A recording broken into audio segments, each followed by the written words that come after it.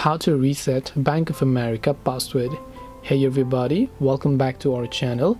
In today's video I'm going to guide you through the steps on how you can reset your Bank of America password, so make sure to watch the video till the end.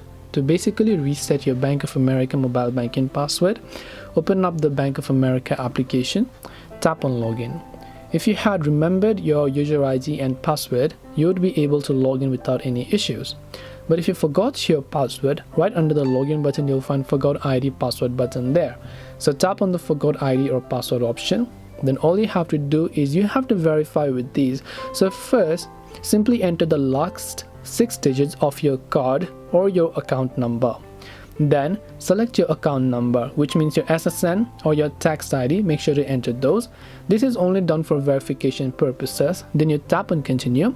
Then once you verified, it will take you to the page where you can choose a new password and create new password without having to remember your current password. This way you can reset Bank of America password. Hope this video was helpful. If you have got any more questions, feel free to leave them down below. Thank you for watching till the end and see you soon in the next video.